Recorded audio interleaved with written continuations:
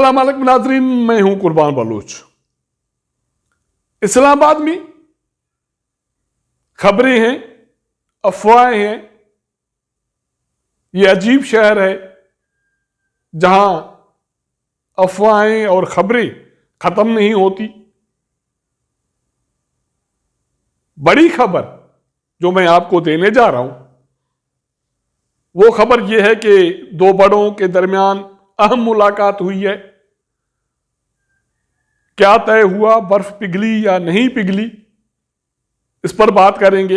एक हुकूमत इत्तेहादी जमात में इख्तलाफात फूट पड़े हैं, शदीद इख्तलाफात हैं, और जुम्मे के रोज कौमी असम्बली का जो इजलास हुआ उस इजलास के दौरान हुकूमत इत्तेहादियों के दरमियान नोक-झोंक हुई है, तानाजनी हुई है।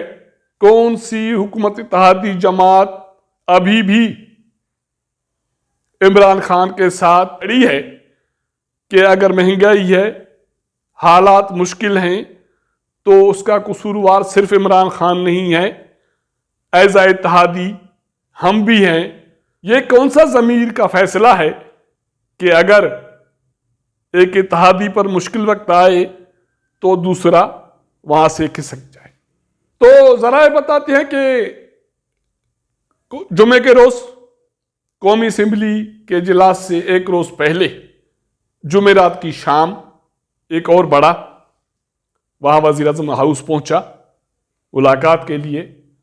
तब तक वजीर आजम इमरान खान हुकूमत इत्तेहादी और अपनी जमात के अरकान से तकरीबन मुलाकातें खत्म कर चुके थे। उसके बाद दो बड़ों के दरमियान अहम मुलाकात हुई है। मुल्क की सियासी सूरत हाल को डिस्कस किया गया और आने वाले दिनों में हालात को कैसे हैंडल किया जाए, तलखी को कैसे कम किया जाए, और वज़ीर आज़म इमरान खान के खिलाफ जो अदम इत्मीनान की तहरीक है उसको कैसे फेस किया जाए। ज्यादा से ज्यादा फोकस ये था कि मुल्क में जो सियासी बहरान है, जिसकी वजह से मुआशी बहरान बढ़ेगा और ये मुल्क उसका मुतहम्मिल नहीं हो सकता, इस सियासी बहरान को कैसे हल किया जाए, कैसे जल्दी खत्म किया जाए। जरा कहते हैं कि आज तक सूरत हाल मुख्तलिफ थी। उसके बाद जब वज़ीर आज़म इमरान खान के खिलाफ मूव शुरू हुई तो उन्होंने मुल्क के मुख्तलिफ हिस्सों में जलसे करने का ऐलान किया। उन्होंने पंजाब में, KPK में जलसे किए और उन जलसों में उन्होंने ताकत का मुजाहरा किया, जिसका मकसद सिर्फ अपोजिशन को पैगाम देना नहीं था, रियासती इदारों को भी पैगाम देना था कि ताकत अभी भी मेरे पास है। पंजाब में, KPK में नौजवान मेरे पीछे हैं, मैं अभी भी ताकत का मंबा हूं। मैं इस हालात में किसी के शराइत पर सरेंडर नहीं करूंगा और ना ही किसी ऐसे सियासतदान से हाथ मिलाऊंगा जिसको मैं दुरुस्त नहीं समझता। उन्होंने जो जलसे किए उनका इम्पैक्ट पड़ा है, उसकी ताकत को महसूस किया गया। उसके बाद ज़राए कहती हैं कि वज़ीर आज़म इमरान खान के जाने और ना जाने के हवाले से पहले 80% 20% था, अब 50-50 है।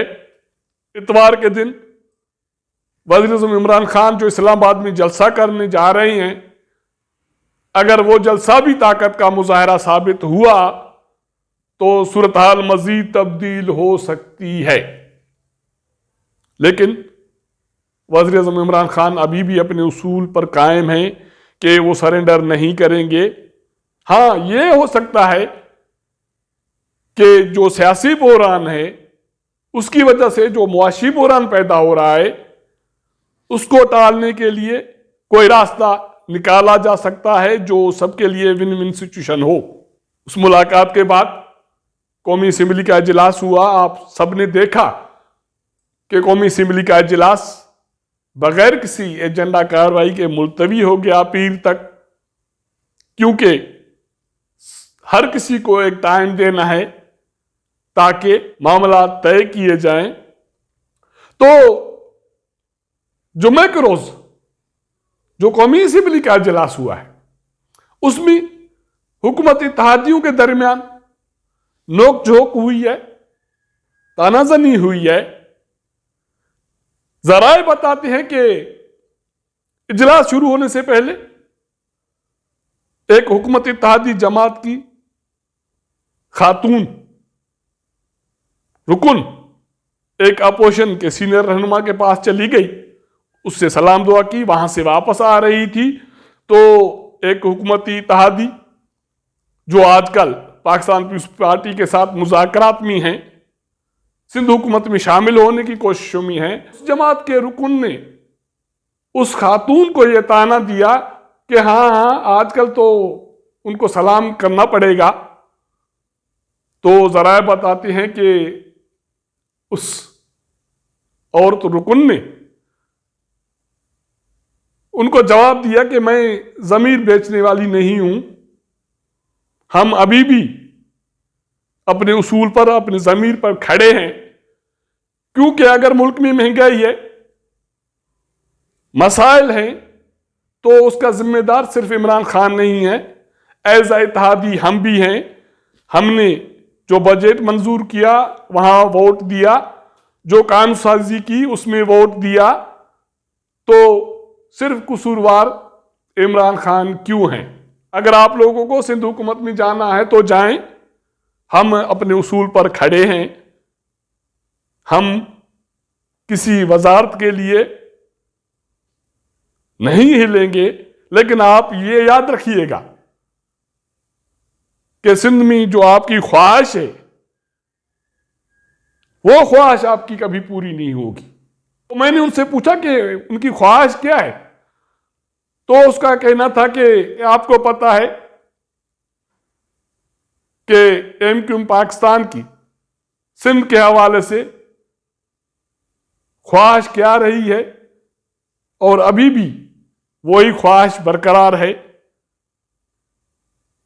मुझे लगता है कि पाकिस्तान पीपुल्स पार्टी इस पोजीशन में नहीं है कि वो ख्वाहिश पूरी कर सके। तो इस बुनियाद पर एमक्यूएम पाकिस्तान में इख्तलाफात मौजूद हैं, इख्तलाफात बड़े हैं, और उसके साथ साथ जो और बड़ी खबर है वो खबर ये है कि मेरे जराए कहते हैं कि जीडीए के अराकीन हुकूमत के साथ, वज़ीर आज़म इमरान खान के साथ